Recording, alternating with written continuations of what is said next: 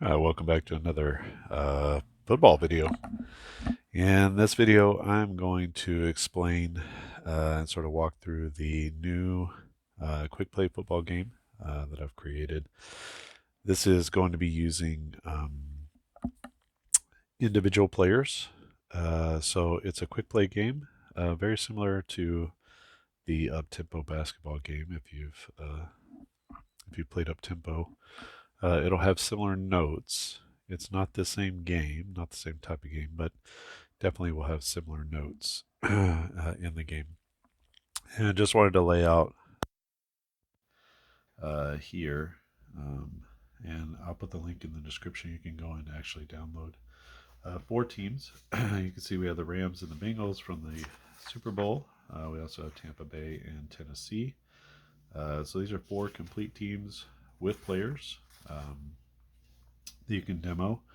And the beauty of this game is that you can play it with sort of the fast play mode, like I've been using in previous videos, where you just use the team cards, or you can actually go through and find, using this player finder, you can actually get who caught the ball, who ran the ball, what defensive player made the big play, etc.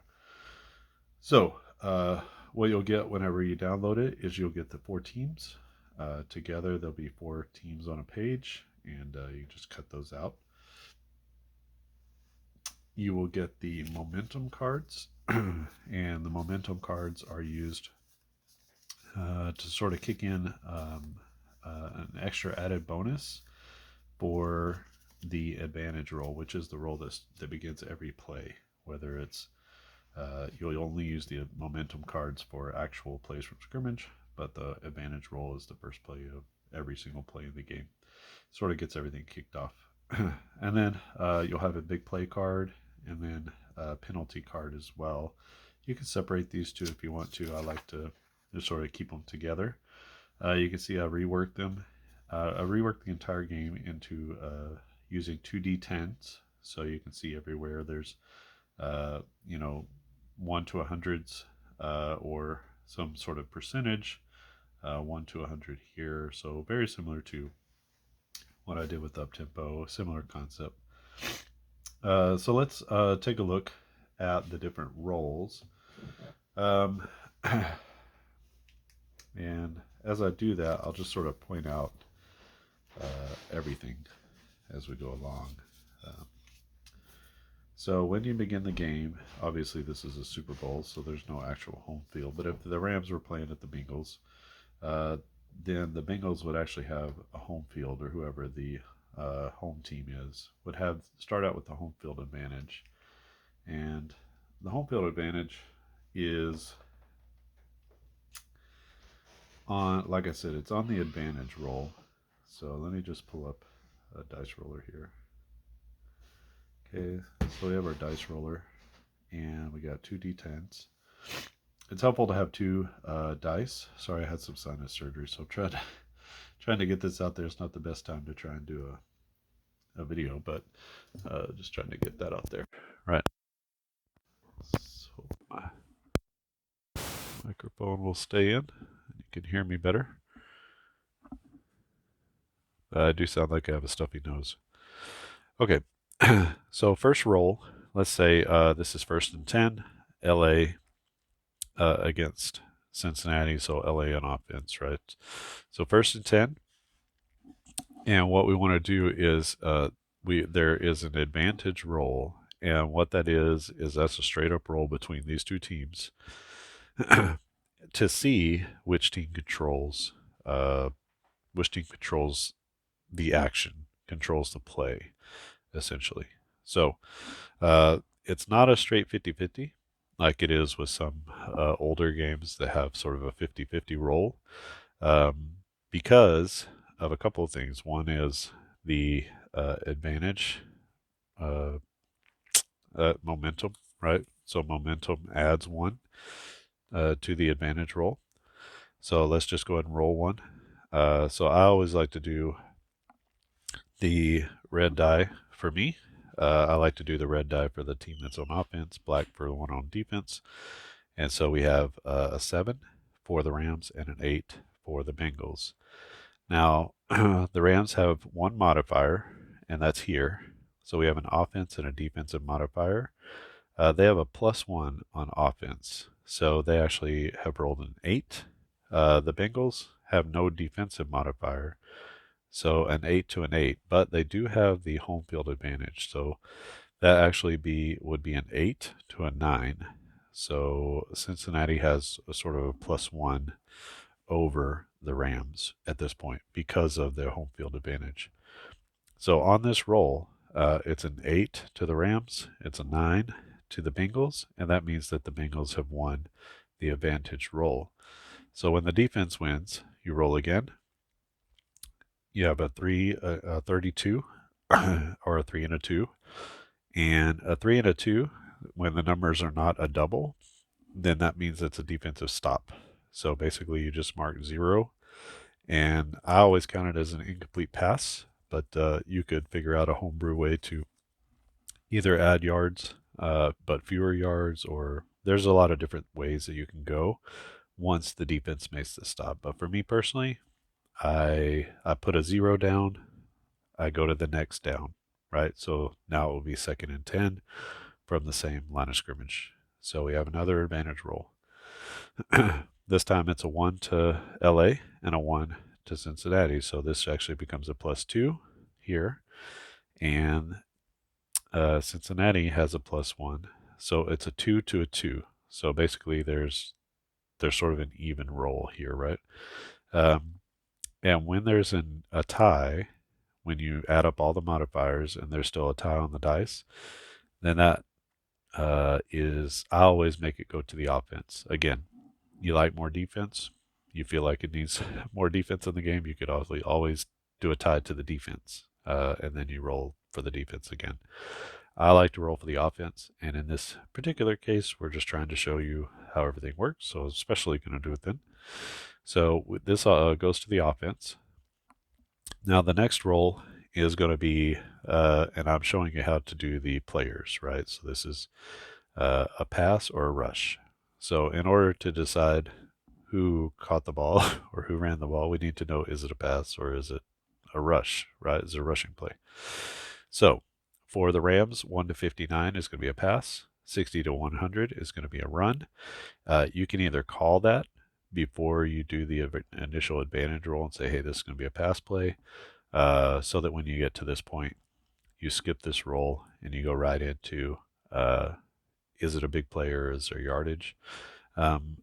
Or you could just allow the AI, for better, for lack of a better term, to decide. So this is their actual percentage. So they ran 59% of the time, and then 41% of the time I'm sorry, 41% they rushed, 59% of the time they threw the ball. So these are their actual numbers. Same with the Bengals. 56% of the time they were throwing a pass, and 44% of the time they were running the ball. So if you play out a game, you'll find that there's a little bit of movement one way or the other with how whether you hit those percentages or not, but over a course of time, you should hit those percentages, and they should be running and passing. Both of these teams are going to pass more than they run. Tennessee, on the other hand, is about 51% run, 49% pass. So that also gets reflected in the game as well. So Rams, we need to decide, is it a pass or a rush? We roll, and this is going to be a 3 and a 0 is a 30. So again, we're on a scale of 100 here. So a 0 or a 10 is going to be a 0. So if we were reading it black to red, it would be 0-3, but we're reading red to black, so it's 3-0, which is a 30, not 3. So we combine 3 and 0 to make 30. 30 is going to be a pass because that falls within our pass range. And then we need to find out how many yards, right? That's the next roll. Just a caveat on this, if this roll right here for the pass and the rush had been a double, that would kick in the big play. So a big play can be any number of things. So for the offense, it could be a penalty, It could be an explosive play, uh, which is instead you would take and roll again. So if you rolled again, it would be a 61, so 61-yard play. So then you could decide, is it a pass or is it a rush, and then roll for the explosive play, because this could be either one. It's not specific.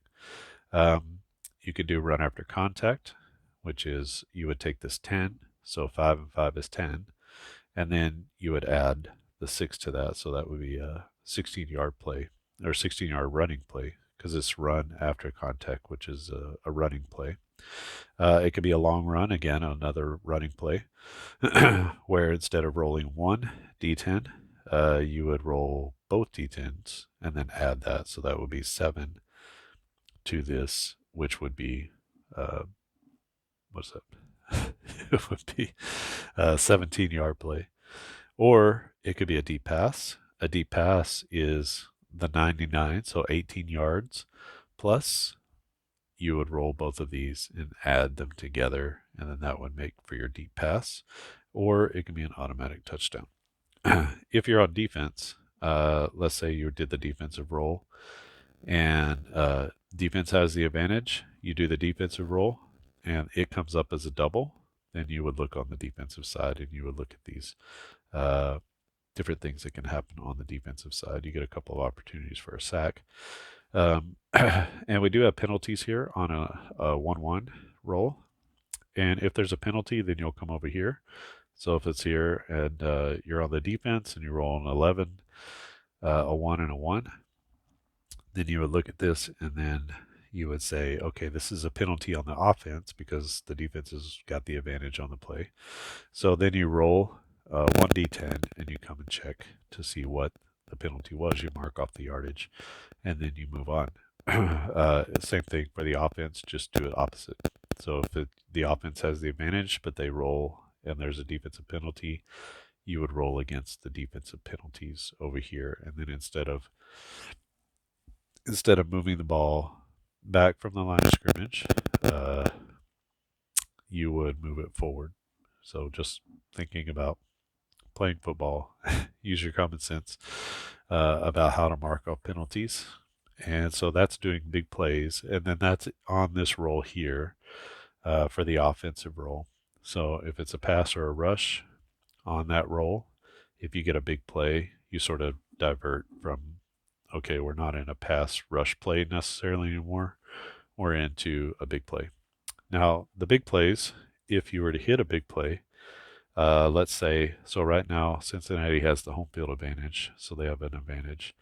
If LA was to hit on a big play and actually have to go to the big play chart, this advantage for Cincinnati goes away, and then you would pull a new momentum card, which usually, you just have these momentum cards, and you just shuffle them before the game. You won't make it through all of them. And then you just pull one off the top. And now Los Angeles has some momentum, so it has that feel of sort of going back and forth with momentum. And then they get a +1 advantage on the advantage roll until the end of this current drive. Or if Cincinnati hits on a big play, then even before the drive is over, they'll be switched out and Cincinnati will have the momentum. Momentum doesn't happen very often in a game. Usually a couple times a game you can kind of feel it swinging and actually have some big plays. A lot of times the team that already has the momentum will make a big play, and there's no need to change the momentum unless you just don't have it anymore. But once this is over, the current drive is over, then you would take that momentum away. Both teams would play straight up, and then you're using your offensive or defensive modifiers only until there's another big play, and then whatever team makes the big play is going to get the extra momentum advantage. So right now, playing it straight up this way, neither team would have any momentum advantage or home field advantage. So we get to pass. It's a pass play. So then we need to roll. That was a big aside, but important to understand. So on a pass play, both dice are added together to create the number of yards on the pass play. So this is 3 plus 1. 3 plus 1 is 4. So that's a 4-yard pass play. And then if you want to decide who caught the ball, you would look at the receiving area. You roll one more time. And this is a 49. 49 is going to go to Jefferson for Los Angeles. So he would be the receiver on the play. So it's a 4-yard pass to Jefferson. And now brings up second down, or I guess third down and 6 in our scenario. So we roll again. Here's an advantage roll. Third down and third and 6. The advantage, remember red for me is offense. So 5 over 2 is really a 6 over a 2. Remember, there's no more advantage for Cincinnati because it's been removed. So a 6 to a 2 is an advantage to the Rams. So is it a pass or a rush? Okay, and 89 is going to be a rush. It's third down and 6. Maybe you don't want to run the ball. 3rd and 6 and take an opportunity. Because when you roll, okay, so let's do a rush. I'll explain it. So rushing play, and when it's a rush, we roll again. And just like on a pass, you add these two. On a rushing play, you only take 1 D10. So there is a gain of 10 on the play. But if, it's third down and 6, so there's a 60% chance that you'll get the first down. There's a 40% chance that you won't. If you want to call a pass, then you can call a pass, 3rd and 6. Most teams are not going to run the ball 3rd and 6 in the NFL. They're probably going to throw some sort of pass. If it's 3rd and 12, it doesn't make any sense to just it doesn't make any sense to let their percentages or ratios decide what you're going to do. So 3rd and 12, you're going to want to throw the ball. So you call that out, and then you start the play. But here, they have a 10-yard run, and so that's a first down. And we want to find out who ran the football. So we have 3 options for the Rams. You can see there's a few options here also for the Bengals, including the quarterback to be able to run or scramble. And then 65 is our number, so that's going to be Henderson, the running back. So they got Sony Michel, and they have Henderson and Stafford. So that really is the nuts and bolts of plays from scrimmage. And then using the player finder, that's sort of the last thing that you would do. So you find out the play. What type of play is it? Is there a big play involved? Well, I guess first there's an advantage roll. Who has the advantage, offense or defense? Then after the advantage roll, does that team make a big play? Yes or no? If they don't make a big play on the offense, is it a pass or is it a rush? And then what's the yardage on the play? And then who was the person who gained the yardage? Obviously, if you're starting, I didn't put quarterbacks on here because you're starting Stafford. Like if you want to switch out the quarterback and all of a sudden you want a different quarterback in there halfway through, you're just going to have to note that somewhere that it's, because it doesn't work like that. There's multiple running backs who are going to get carries in and out of the game, but not typically multiple quarterbacks getting plays in and out of a game. So it's more important to have these multiple players for receiving and for rushing the football. So I think you're smart enough to figure that out. And obviously it would be Stafford at quarterback, and then it would be whoever's making the catch here or whoever's running the football here. It works the same way on both sides. And, you just have the Bengals team. You have their unique modifiers here. Couple other things. You can see here that both of these teams have something called clutch. These are team attributes, and you can see it most prevalently here with Tennessee. They have actually all 4 team attributes. Tampa Bay has 3 of the 4. So your better teams are going to have these team attributes.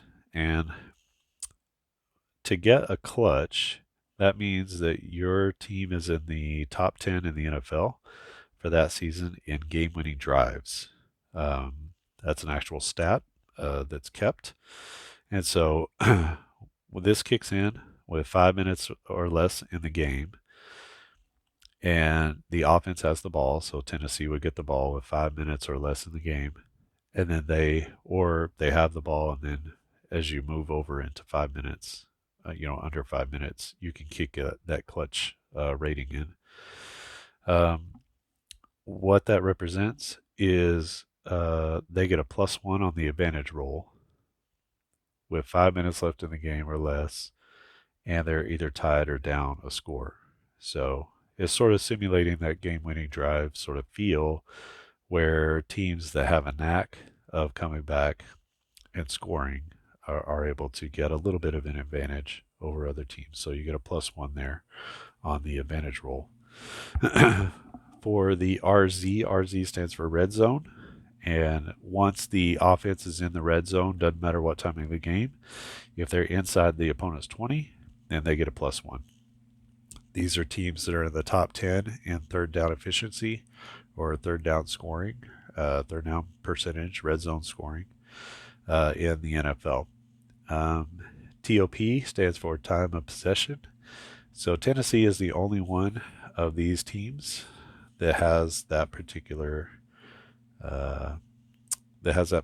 rating, and what that is for teams that are in the top 10 in the NFL for average time of drives. I think they average over 3 minutes a drive, which is only a handful of teams that do that. It simulates sort of eating up the clock, taking longer, shortening the game that way, which is actually a strategy, that teams employ. And so what you do instead of taking off, normally on one successful running play or a passing play, you would take off 2. So you go from 14:30 to 40 or 14. So you take off 30 seconds. For a time of possession team, you would take off 45 seconds. So they would go from 14:30 to 13:45. On an incomplete pass, normally you just move 1 15-second block. For a time of possession team, you would move 2. So 30 seconds on a defensive player incompletion, 45 seconds on a continuously running play like a successful run or pass play. So that actually can be to their detriment if they're behind and they need to catch up. You can obviously say, okay, at this point, we're running a normal offense or a hurry up offense, and then you can either, a hurry up offense for them will be normal. Hurry up offense for everybody else will just be moving one block. So you can simulate those things sort of with the homebrew type of thing. And finally, the last one is the third down. And both Tampa Bay and Tennessee have the third down attribute. What that is given to teams who are in the top 10 in the NFL and third down conversions against. So it's the only defensive attribute for the team. So both of these good defensive teams, and especially on third downs. And so what happens is on third down, they get a defensive modifier. So normally they get a +1 as a good defensive team. They're in the top 10 in the league in points scored, points against, right? So they're actually they just get a +1 anyway. So does Tampa Bay. Both of these are good defensive teams. The Rams and the Bengals, not as good on defense. And so they get a +1 anyway, but on third down, they get an extra +1. So that would actually be +2 on defense. That would be a +2 on defense to them. So they get a little bit of extra boost. It becomes a little bit more difficult to beat these teams. Obviously, Tennessee was 12-4. Tampa Bay around and about the same, 13, 14 wins a year. And so, it becomes increasingly more difficult to beat these teams, and that's borne out in their statistics. It's also borne out in their team attributes. But you can see that each of these teams has a clutch rating. Neither of them has any sort of defensive rating, but they do have a +1 on offense. So two really offensive teams. Tampa Bay, a really even, good offense and defense. Tennessee, an okay offense and a really good defense. So Uh, a good mixture so that you can see how the game plays between several different types of teams. And then obviously you could replay the Super Bowl with these two teams. All right, the last part here is the kicking game. And the kicking game is revamped a little bit. So before, the kicking game was just kind of a straight up roll, but I've attached the kicking game to the to sort of be in, excuse me, to be in parts. So let's take a punt for instance. So LA needs to punt to Cincinnati. We're going to do an advantage roll. You do an advantage roll on every single play, whether it's a punt, a kickoff, whatever it is. So LA is kicking to Cincinnati. So on kicks, for some reason, I switch it around, and this is like home team and away team. So this is going to be the Bengals. This is the Rams. So the Bengals have the advantage, and these are straight up rolls. There's no modifiers in the kicking game, only for plays from scrimmage with offense and defense. Okay, so these offense and defense don't kick in. I don't even typically do home field advantage or anything like that with the modifiers. So you could do that if you wanted to, or momentum, but I just usually only use those for offensive plays. So straight up, Cincinnati has the advantage over LA. But what does that mean? Well, we roll again, and LA is punting. So they have a 44-yard average punt. That's the actual average for the year. I'm going to take this 6, and because Cincinnati has the advantage, I'm going to subtract the distance of the punt, because that's an advantage to Cincinnati, that the punt goes not as far. So 6 minus 44 is 38. So instead of a 44-yard punt, it's a 38-yard punt. So a little shorter punt, which is to the benefit of the Bengals. And then we need to decide and then I will mark that down, it's 38-yard punt. And then we need to decide on the punt return. So now we're looking at Cincinnati's punt return number, which is 7. That's their actual yards per punt return. Here we're doing an advantage roll. So again, the advantage goes to Cincinnati. I always do home team in red for the kicks. And so what does that mean? We roll again, and we have a 1. And so how would we make the punt return an advantage to Cincinnati? We would add to their punt return number. So instead of a 7-yard return, they have an 8-yard return. So we add that 1. So it's a 38-yard punt with an 8-yard return, which is a net 30-yard punt, which gives Cincinnati excellent field position. They won both advantage rolls, and so obviously they should have a little bit of an advantage, right? So that's how punting works. Kickoffs work exactly the same way. If Cincinnati's kicking to LA, the kickoff, the advantage roll goes to the Bengals. And what does that mean? It means we take our kickoff, 63 yards, we add 1, and so it goes farther. That is a 64-yard kickoff. That's down to the 1-yard line. LA receives the ball at the 1-yard line. They can't. It's not a touchback. So we got to do a return. Again, advantage to the Bengals, and a 1 on there as well. The kickoff return is a 20, and so to give the advantage to the Bengals on the kick return, we have to subtract 1 from the Rams, so a 19. So they caught the ball at the 1, they ran it back for 19 yards. That puts it first and 10 at the 20. So that's how kickoffs work. That's how punts work. And once you get sort of used to it, it's not very chunky, or it actually has a pretty good flow to it. For field goals, on the left side is the field goal percentage. So if you're kicking a field goal, then you would say, okay, 1 to 94. You just do a straight up roll. 38 is less than 94. So that's a good field goal. That's the super basic way. I think you can homebrew something where you take off 10%, for every 10 yards after 40 or something like that. This is just their aggregate field goal percentage across all distances. The 55 is the long. So what's the longest field goal? And typically I play it so that they can't kick past their longest field goal. Or if you want to do longest plus two, just to give them a shot. And then maybe you give them some sort of penalty, 10% penalty. So instead of 94, it's an 84. You could do a lot of different kind of homebrew things to sort of simulate the more difficult kick outside of their range. But you can see here 58 is the Bengals range, 55 is the Rams range. And typically if the range is outside of that, I just don't kick it. I just do I either go for it or punt. And then the extra point works the same way. So 98%, 95% from the Bengals. You just do a straight up roll. That's a 0-1. And so that's going to be a good extra point, right?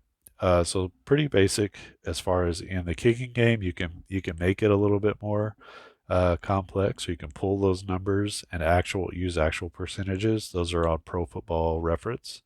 If you want to find their actual percentages at each distance, you can do that. And in the kicking game, obviously we typically only have one kicker and one punter. If there are multiples, I have that here just in case. There were multiple kickers, like they switched a kicker or somebody got hurt or something like that. Then you can decide who's doing the kicking by rolling against their kicking player finder numbers over here. But for the kick returns and the punt returns, that'll come in. Obviously, when you do a punt return, you decide what's the yardage. Then you can roll. And typically, I have two punt returners, two kick returners, just the top two on every team. And then, just to be able to simulate, okay, this person got kick returns, this person got punt returns, etc. So that really is the game in a nutshell.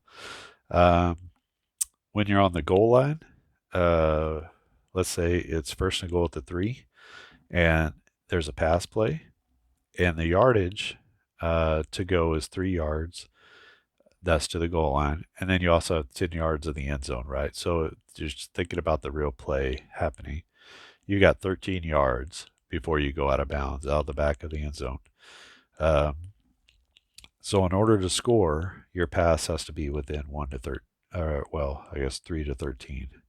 So it has to be a 3-yard pass, or it has to be up to a 13. Otherwise, if it's more than that, you're out of the back of the end zone. If it's less than that, you obviously didn't make it to the goal line. So it has to hit inside that range in order to score a passing touchdown. For rushing touchdowns, it's different.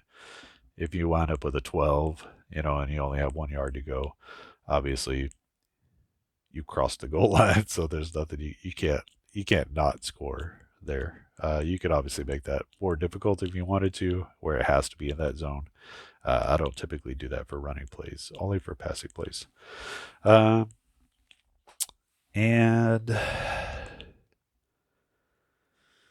I think that's it. This is just something that I used from a long time ago. I like it because it's got a clock. For the clock, 30 seconds for a completed pass, a successful run play. What all do I have here? Rushes, complete passes, sacks, or interceptions. I run off 30 seconds. For incomplete passes, punts, kickoffs, field goals, those are shorter plays typically, so only 15 seconds. And in this game, if the defense wins the advantage roll, and then the result of the play is no yards on the play or an incomplete pass, only 15 seconds off. And then I typically play the all plays less than 2 minutes in the second and fourth quarter, especially if it's a close ball game. I play those just one 15-second block at a time, just to simulate the hurry up. Or if you don't want that, you could just say, they're not running a hurry up offense, they're just trying to run the clock out. Then you would just run the offense normally, like you normally would. So, all right. Well, I'm going to put the link in the description. This is, we're getting pretty close. I think this is probably the final iteration of the game. If you see anything that really just needs to be added, or something that's just not right, or something that would make for better gameplay, I encourage you, one, to try it out first. try the demo, download these teams, do the individual players, and then let me know. You can send an email to advancedstatsfootball@gmail.com. You can leave a comment on this video. That would be okay too, and I will get to it as soon as I can, and usually pretty quickly. But I think we're getting close. I think we're getting close in this game. There's sort of, you could do only the team part where you don't do the player finder. You just figure out how many plays on the play. That plays pretty quick, maybe an hour and 10 minutes once you get the hang of it. But if you want to do the players, maybe an hour and a half, hour and 45 minutes. Just depends on how in depth you keep your score and stuff like that. But the goal of the game has always been, somebody put out a challenge. You know, can we get a game in an hour or less that has individual players and play by play and all this kind of stuff? Well, this is about as close as I've been able to get it over the last month. Just really like kind of racking my brain. I've created like 5 different football games, just trying to figure out like where are the right corners to cut to make it feel right. I just played a Super Bowl. I replayed the Super Bowl, so with these two teams, and LA won 34-23. It was a pretty close game up until maybe the last 7 minutes of the fourth quarter, and then LA got a stop, went down and scored a touchdown, and that just sort of iced the game and put it away. But Stafford had 310 yards passing. Burrow had 299. Each team had over 100 yards rushing. So I feel like this is a good iteration. You're going to see some kind of big swings because you're going to see 8, 9, 10-yard runs kind of consistently. But whenever the defense wins, remember that's a 0. It's not a 1 or 2 yard gain. So try to see this game in the aggregate. It's a quick play game. It's not like blow by blow, strategy, heavy strategy or anything like that. So just sort of come into it with the right expectations. Let the game play out all the way to the end. And I think you'll be pleased with the overall final results. And you'll say, oh, well, that looks and feels like a football game. And then as far as numbers are concerned, I know a lot of people are concerned about numbers. So if you just let the numbers play out all the way to the end, I think you'll see, okay, it comes out looking somewhat normalized. And I don't know about historical, this is built for today's football. So I don't know how this would play with other eras or anything like that. So please don't ask. This is focused, let's just get out this season, and then we'll worry about modifying it for 1978. So, um, what else is there? I think that's it. Just stick with it. Like play it, stick with it, see what the numbers come out to be. Uh, and I think ultimately you're just it'll be a lot of fun. You kind of feel the momentum and the swings of the game. You're gonna forget to add these little things in. It just takes a little bit of time just to focus on it, get used to, okay, it's third down, so let's add it 1 on the defense. It just takes a little bit extra time to remember that, because I forget all the time and then I catch myself. But start with the basics first and then begin to add in some of the features of the game, and I think it'll be a lot of fun for you. Okay. In lieu of a heavy game guide, I've provided this video. So there is a game guide, and some of the things are explained, like, what is it, what is rack, what is the long run, like how to do some of those things if you don't remember. But it's really just meant to be a guide. It's meant to just sort of give you some, if you've forgotten something, it's not heavy tutorial or anything like that. So this is the tutorial. And I'll put together maybe a 30-minute or a 1/2 video, just kind of showing you the flow of the game as well. I'll play these two teams next, and we'll see. But try the game out. If everything is good and we can get a name on it, Should be coming out soon. Obviously, it's not going to hit before the first game of the season, but we'll get pretty close to it. Pretty satisfied with where it's gone so far. All right. Well, thank you to everyone who has provided input, who's played the game and given me feedback on things. It's been super helpful, and I'll put the link in the description. Go there, download the game components, play the game. There's only 4 teams, so there's not much to print, to cut. Print it on paper.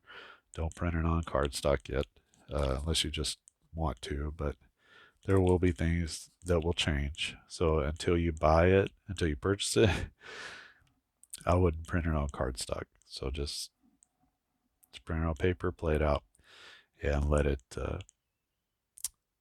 give me any feedback on the game. All right. That's it for me. Thanks for watching, and I'll see you again next time.